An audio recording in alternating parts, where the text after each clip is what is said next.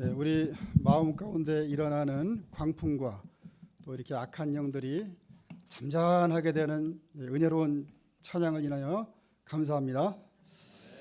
네, 오늘 말씀의 제목은 자연과 영적 세계를 다스리시는 예수님입니다. 요절은 24절입니다. 이 말씀을 다 같이 읽겠습니다. 시작. 나와 깨어 이르되 주여 주여 우리가 죽겠나이다 한데 예수께서 잠을 깨사 바람과 물결을 꾸짖으시니 이에 그쳐 잔잔하여 지더라. 오늘 말씀은 갈릴리 후기 사역으로 예수님이 행하신 두 가지 이적을 기록하고 있습니다. 광풍을 잔잔하게 하시고 광인, 귀신 들린 사람을 온전하게 하신 것입니다. 우리는 인생을 살면서 광풍을 만나 고난과 역경에 처하기도 하고 귀신과 같은 악한 영의 세력에 사로잡혀 영육간에 고통받기도 합니다. 하지만 자연과 영적 세계를 다스리시는 예수님을 믿을 때 모든 상황 속에서 구원받을 수 있습니다. 이 시간 나의 믿음이 어디에 있는지 점검함으로 잔잔하고 온전하게 되는 역사가 있기를 기도합니다. 제1장 바람과 물결을 잔잔하게 하신 예수님 22절에서 25절입니다. 예수님이 하나님의 나라를 선포하시며 복음을 전하시자 놀라운 구원 역사가 일어났습니다. 자, 그러던 어느 날 예수님이 제자들과 함께 배를 타시고 호수 저편으로 건너가자 말씀하셨습니다. 제자들은 바다에서 낚은 자연산 우럭으로 회를 떠서 먹을 것을 생각하니 기분이 업되었습니다. 시원한 바닷바람을 맞으며 물결이를 배가 미끄러지듯이 가볍게 노를 저으면서 떼창을 했습니다. 떼창하고 싶습니까? 내 주 하나님 넓고 큰 은혜는 저 큰 바다보다 깊다. 너 곧 닷줄을 끌러 깊은 데로 저 한가운데 가보라. 예수님은 시원한 바람과 제자들의 은혜로운 떼창을 들으며 스르르 잠이 드셨습니다. 여러분들은 잠이 드시면 안 됩니다. 그런데 이게 웬일입니까? 예상치 못한 큰 광풍이 몰아쳐서 배가 침몰할 지경이 되었습니다. 바다에서 잔뼈가 굵은 베테랑 어부들은 합심해서 광풍을 이겨보고자 필사적으로 노력했지만 속수무책이었습니다. 제자들은 사색이 되어서 예수님을 깨우며 소리치었습니다. 주여, 주여, 우리가 죽겠나이다. 이들이 예수님께 자신의 형편을 아뢰는 것은 기도라고 할 수 있습니다. 하지만 그들은 처음부터 예수님을 찾지는 않았습니다. 어부로서의 짬밥이 있는데 목수 출신 예수님을 찾는 것은 자존심이 상한다고 생각했는지 모릅니다. 그들은 버틸 때까지 버티다가 녹초가 된 후에야 예수님을 찾았습니다. 만일 그들이 예수님이 광풍 가운데서 자기들을 구원할 능력이 있다고 믿었다면 주님, 제발 저희들을 구원해 주세요. 믿습니다. 이렇게 간청했을 것입니다. 우리는 여기서 두 가지를 배울 수 있습니다.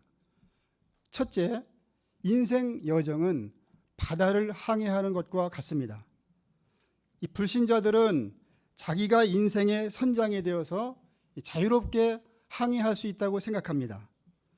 하지만 망망대해와 같은 세상에서 참된 목적지를 몰라 두려움과 염려에 시달립니다. 예상치 못한 인생의 광풍을 만나면 해결할 능력이 없어서 결국 난파되어 물거품과 같이 사라지는 허무한 인생으로 끝납니다. 반면 우리 그리스도인의 항해는 하나님이 선장이 되어주셔서 최종 목적지인 하나님 나라까지 안전하게 인도해 주십니다. 또한 이 세상을 떠나서 분명한 목적지를 향해 나아갑니다. 우리가 이 하나님을 믿을 때 두려워하거나 염려할 필요가 없습니다. 예수님은 승천하시면서 제자들에게 말씀하셨습니다. 볼지어다 내가 세상 끝날까지 너희와 항상 함께 있으리라. 우리가 이 약속의 말씀을 믿고 나의 인생을 주님께 맡김으로 목적지까지 안전하게 항해하는 자들이 되기를 기도합니다. 둘째, 예수님과 함께하는 항해에도 광풍이 일어납니다. 이 사람들은 믿음으로 살면 순풍의 돛담배처럼 일이 순조롭게 잘 풀릴 것으로 생각합니다. 그러나 현실은 그렇지 않습니다. 인생을 사는 동안 항상 문제가 일어납니다. 인생은 문제의 연속입니다. 그렇지 않습니까? 나는 아무 문제가 없어. 광풍이 알아서 나를 잘 피해가. 이런 분 있으신가요? 없으시죠? 우리가 말씀에 순종하며 믿음으로 살아도 수많은 광풍을 만납니다. 어느 날 갑자기 사랑하는 사람이 불의의 사고나 질병으로 세상을 떠나기도 합니다. 자녀가 세상의 파도에 휩쓸려 믿음을 잃고 방황하기도 합니다. 코로나 바이러스에 걸려 후유증을 겪기도 하고 경제적 손실을 입기도 합니다. 물질의 광풍, 가정 문제의 광풍, 잘 자라던 양이 떠나는 광풍, 전쟁의 광풍 등 쉴 새 없이 광풍이 몰려옵니다. 이런 광풍은 사람을 몹시 괴롭게 합니다. 외적인 광풍도 힘들지만 믿음을 잃고 하나님의 사랑에 대한 회의와 원망으로 내면에 일어나는 광풍은 더 견디기 힘듭니다. 이 광풍은 인간의 의지와 노력으로 극복할 수 없다는 것이 문제입니다. 자기 힘과 의지로 해결하고자 하면 할수록 코너에 몰리게 되고 낭패를 당하게 됩니다. 이런 불가항력적 문제에 직면할 때 우리는 어떻게 해야 할까요? 우리가 응급 상황에서 119에 전화를 하고 또 이렇게 자동차 사고가 났을 때 보험회사에 연락하면 즉시 출동해서 해결해 주지 않습니까? 이처럼 문제가 생겼을 때 지체하지 말고 먼저 하나님께 기도해야 합니다. 하나님은 졸거나 주무시는 분이 아니십니다. 그러면 우리는 광풍을 모면하기 위해서 잔머리를 굴리거나 또 인간적인 노력을 하기보다 믿음으로 하나님을 바라보며 기도해야 하겠습니다.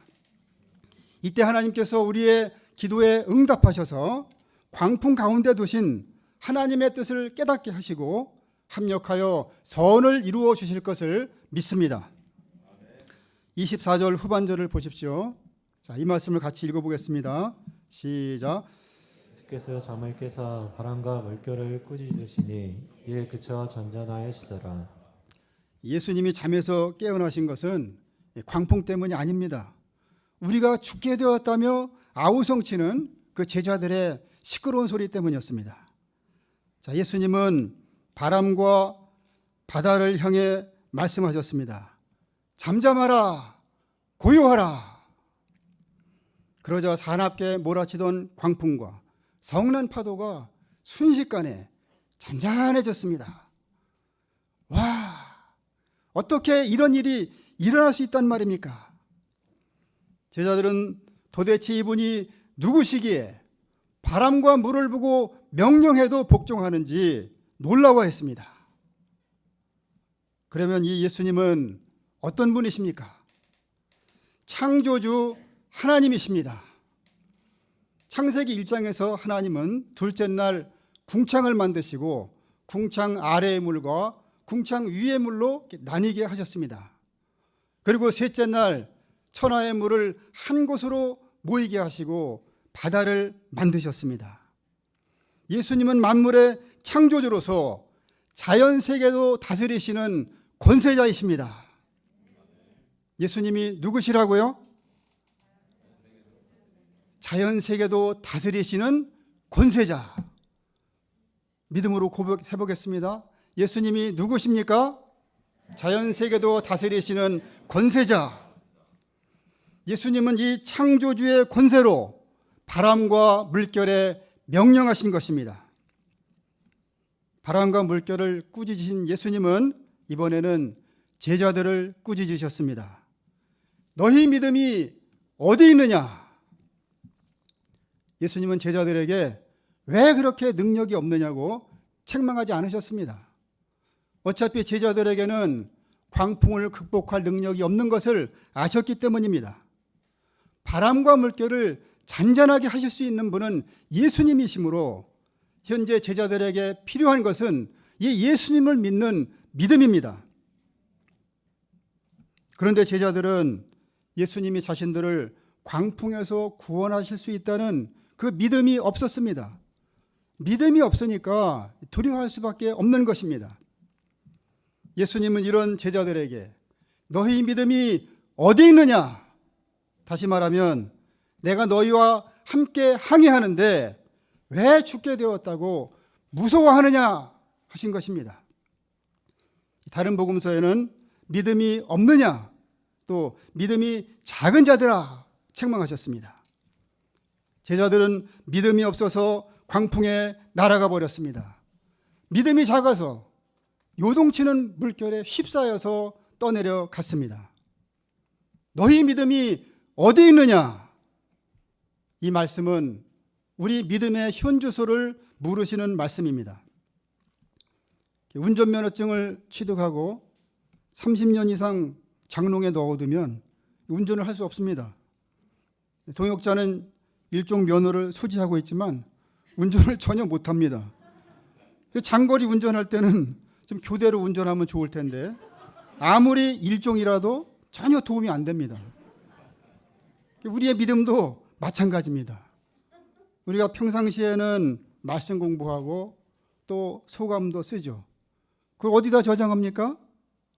노트북 속에, 또 스마트폰 속에 저장을 해둡니다. 그런데 광풍을 만날 때 어떻게 하죠? 그 믿음, 그 말씀을 꺼내서 믿어야죠. 그런데 광풍을 만날 때 두려워하고 절망하기만 한다면 그 믿음이 없는 것입니다. 실종된 것입니다. 장롱 면허가 무용지물이듯이 믿음이 노트북이나 스마트폰 속에 이론적으로만 저장되어 있는 장롱 믿음으로는 광풍을 이길 수 없습니다. 그러면 우리의 믿음이 어디에 있어야 할까요?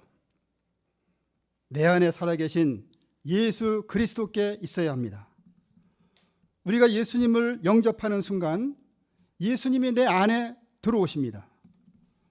이로써 내 자아는 죽고 내 안에 하나님의 아들 예수 그리스도가 사시는 것입니다. 그러므로 예수님이 내 안에 계시고 예수님이 나와 한 몸이 되어 함께 하신다는 것을 믿어야 합니다. 이처럼 나의 믿음이 예수 그리스도 안에 있을 때 광풍을 만나도 흔들리지 않고 담대할 수 있습니다. 두려워하지 않고 오히려 감사하게 됩니다. 광풍은 나를 죽게 하는 것이 아니라 유익을 주기 때문입니다. 어떤 면에서 유익을 줍니까?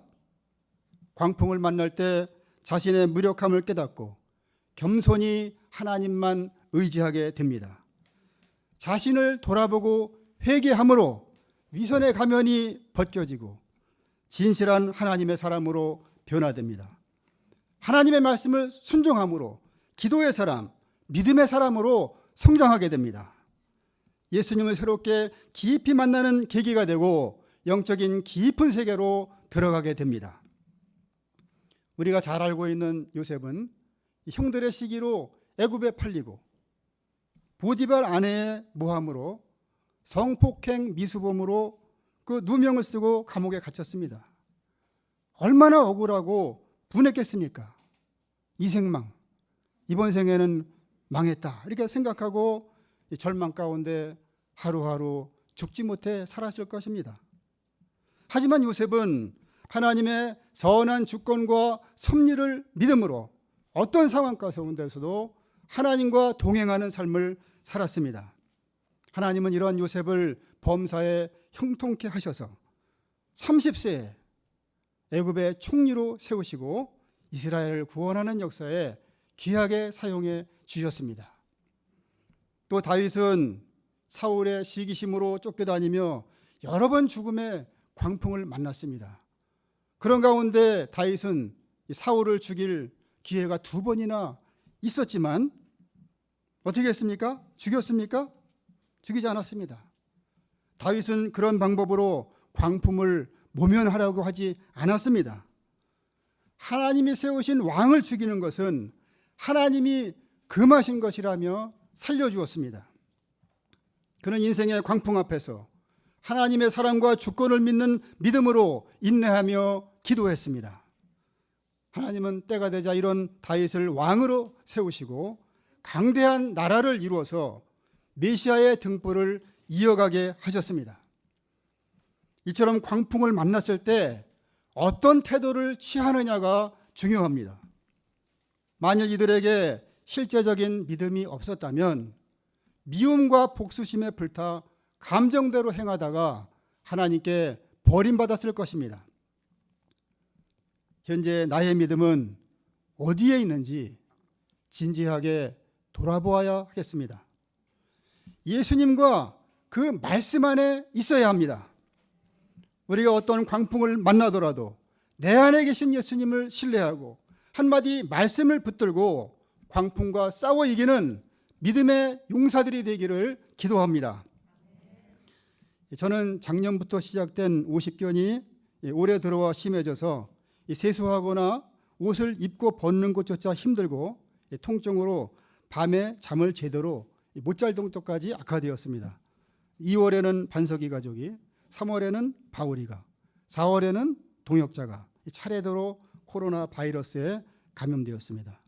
연로하신 부모님은 점점 야위어 가셨습니다.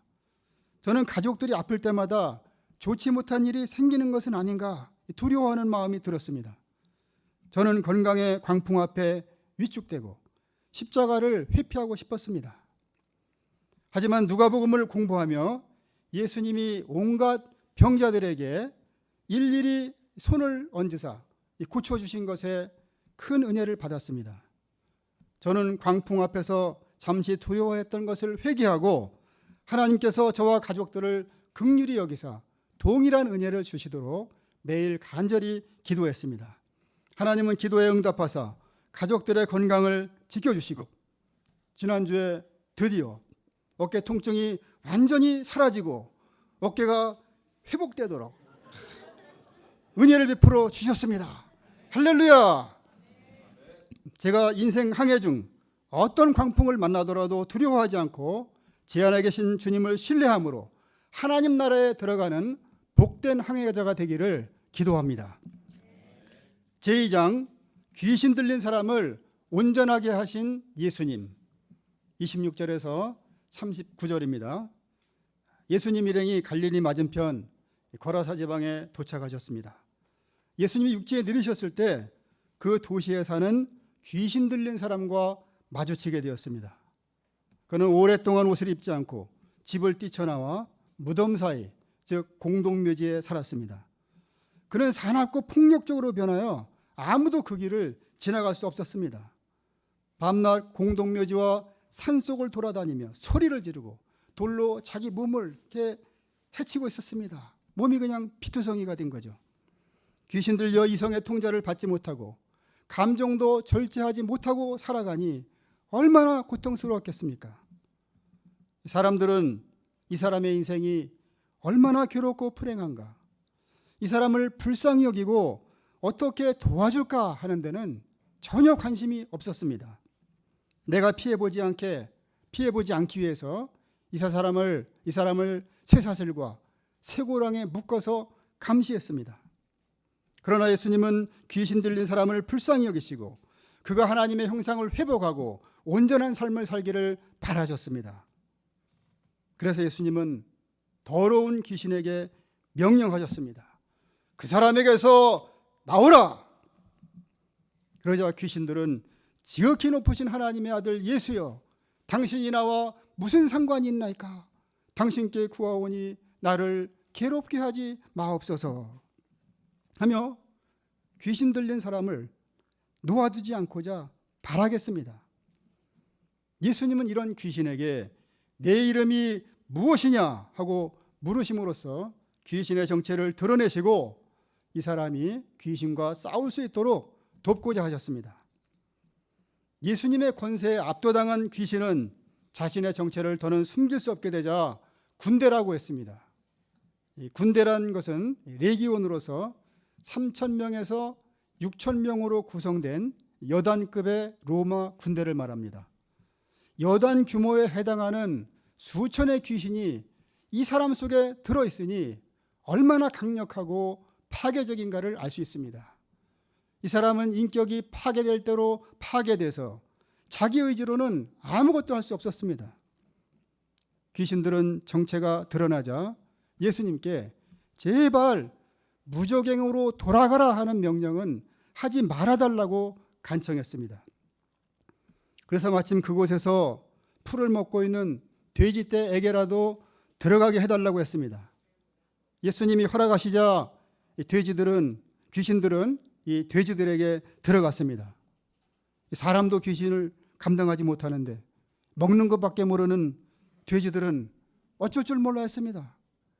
갑자기 미쳐서 날뛰더니 가파른 비탈길로 내리달려서 호수에 빠져 몰사했습니다.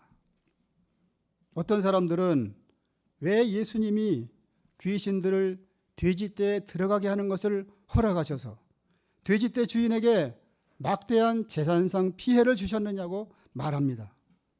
하지만 반대로 생각해 보십시오. 만일 예수님이 돼지에게로 들어가는 것을 허락하지 않으셨다면 어떻게 될까요? 그 귀신들이 어디로 가겠습니까?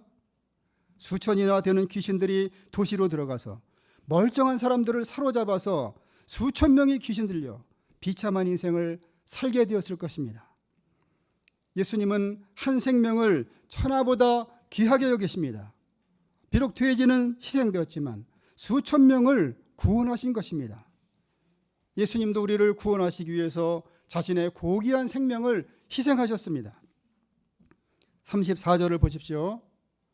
돼지를 치던 사람들은 이 사건을 목격하고 도망하여 성내와 마을에 알렸습니다. 사람들이 일어난 일을 보려고 모여들었습니다. 그들은 귀신 나간 사람이 옷을 입고 멀쩡한 정신으로 얌전하게 앉아 있는 것을 보고 두려워했습니다. 보통 이 상황이라면 어떻게 해야 되겠습니까? 그 온전하게 된 사람을 또 축하해주고 또 예수님께 감사해야 마땅합니다. 그리고 예수님을 어떻게 해야 됩니까? 열렬히 환영하고 또 영접해야 됩니다. 그런데 거라사 지방 사람들은 크게 두려워하며 예수님께 그 지방을 떠나달라고 간청했습니다. 이는 그 지방 사람들의 영적인 상태가 어떠한가를 잘 말해줍니다. 그들은 호수 위에 떠있는, 둥둥 떠있는 그 2,000마리나 되는 돼지들의 사체를 보고 예수님이 여기 계시면 모든 것을 다 잃을 것 같은 그 두려움에 빠졌습니다. 그들은 사람의 생명을 구하는 일보다 경제적인 손실을 더 중요하게 생각했습니다. 그들은 물질적이고 인본적인 가치관에 사로잡혀 예수님과 관계 맺기를 거절했습니다. 그들은 돈 때문에 구원의 기회를 놓친 참으로 어리석은 자들입니다. 이상에서 귀신 들린 사람을 온전하게 하신 예수님은 어떤 분이십니까? 영적 세계도 다스리시는 권세자이십니다. 예수님은 누구시라고요? 영적 세계도 다스리시는 권세자. 오늘날 죄악이 난무하는 시대에 정욕, 탐욕, 시기, 분노, 미움, 살인감정, 불의, 추악, 사기, 열등감, 교만, 거짓 등 수많은 규식에 사로잡혀 고통받는 사람들이 늘어나고 있습니다. 불투명한 장래로 스트레스를 받아 불안감, 우울증, 불면증에 시달리기도 합니다. 우리나라는 OECD 국가 중에서 자살률과 우울증 유병률이 1위라고 합니다.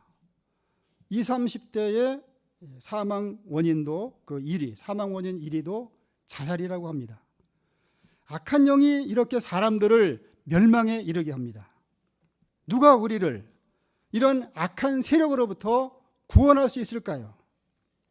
좋은 제도나 첨단 의학으로도 안 됩니다. 오직 영적 세계를 다스리시는 예수님만이 구원하실 수 있습니다. 우리가 예수 그리스도의 이름 권세를 의지하고 싸울 때 악한 영이 떠날 것입니다. 우리가 말씀과 기도로 성령의 능력을 덧입고 귀신의 세력과 싸워 이김으로 온전한 하나님의 형상을 회복하기를 기도합니다. 37절 후반절과 38절 전반절을 보십시오. 예수님이 되돌아가려고 배를 타셨는데 귀신 나간 사람이 함께 가게 해달라고 간청했습니다. 그는 귀신 들려 비참한 인생을 살던 데서 구원해 주신 예수님의 일방적인 은혜에 감사하여 이제부터 자신의 인생을 예수님께 드리고자 했습니다. 이는 구원받은 사람이 예수님께 취해야 할 당연한 반응입니다. 그런데 예수님은 허락하지 않으시고 그에게 새로운 인생 방향을 주셨습니다. 다 함께 39절을 읽어보겠습니다. 시작. 로 돌아가 하나님이 내게 어떻게 큰 일을 행하셨는지를 말하라. 그가 가서 예수께서 자기에게 어떻게 큰 일을 행하셨는지를 온 성내에 전파하니라. 하나님이 행하신 큰 일은 귀신 들려 짐승처럼 살고 있던 자신을 예수님께서 2,000마리나 되는 돼지를 희생시켜 구원하신 일입니다. 귀신 들린 사람으로 인해 가정이 파괴되고 가족들은 큰 상처를 입었을 것입니다. 예수님은 그가 가정으로 돌아가서 하나님이 행하신 큰 일을 증거하여 가정이 회복되고 가정에도 하나님의 나라가 임하시기를 바라셨습니다. 무엇보다 그를 거라사 지방의 선교 지부장으로 세우시고 그를 통해 귀신 들려 멸망의 길을 가고 있는 영혼들을 구원하고자 하셨습니다. 그가 자신에게 베푸신 하나님의 큰 일을 기억하고 이 은혜를 적극적으로 증거하는 삶을 살 때 다시 악한 영에 사로잡히지 않고 온전한 삶을 살게 됩니다. 그는 자기가 원하는 삶을 고집하지 않고 예수님이 주신 방향에 순종하여 온 성내에 돌아다니며 하나님께서 자기에게 행하신 큰 일을 전파하는 전도자의 삶을 살았습니다. 우리 각자에게도 하나님이 행하신 큰 일이 있습니다. 우리가 이 은혜가 얼마나 크고 감사한가를 기억하고 집과 직장과 캠퍼스에 돌아가 예수님이 나에게 어떻게 큰 일을 행하셨는지를 힘써 전파할 수 있기를 기도합니다. 이를 통해 더럽고 악한 영에 사로잡힌 자들이 구원받는 역사가 충만하기를 기도합니다. 특별히 여름 수양회를 위해 간절히 기도하고 초청 역사에 힘써야 하겠습니다. 이를 통해 우리와 양들의 내면을 사로잡고 있는 악한 영들이 그 정체를 드러내고 쫓겨나가는 천국잔치가 되게 하시기를 기도합니다. 결론입니다. 예수님은 자연세계와 영적 세계를 다스리시는 권세자이십니다. 우리의 믿음이 이 예수님에게 있을 때 어떤 광풍을 만나더라도 요동하지 않고 하나님 나라에 이르기까지 안전하게 항해할 수 있습니다. 어떤 귀신의 세력에도 사로잡히지 않고 믿음의 선한 싸움을 싸우며 하나님의 온전한 사람으로 성장할 수 있습니다. 우리가 광풍을 두려워하지 않고 믿음으로 이들과 싸워 이기며 하나님 나라의 복음을 증거하는 복된 인생 살 수 있기를 간절히 기도합니다. 기도하고 마치겠습니다. 거룩하시고 은혜로우신 하나님 아버지, 자연세계와 영적 세계를 다스리시는 예수님을 인생 항해의 선장으로 보내주시고 귀신의 세력으로부터 구원해 주신 은혜에 감사와 찬송을 돌려드립니다. 저희가 예수 그리스도를 믿음으로 인생 항해를 완주하게 하시고 귀신의 세력에서 벗어나 거룩한 하나님의 자녀로 살게 하여 주옵소서. 하나님이 나에게 행하신 큰 일을 전파하는 전도자로 살도록 도와주시옵소서. 감사드리며 예수님의 이름으로 기도합니다. 아멘.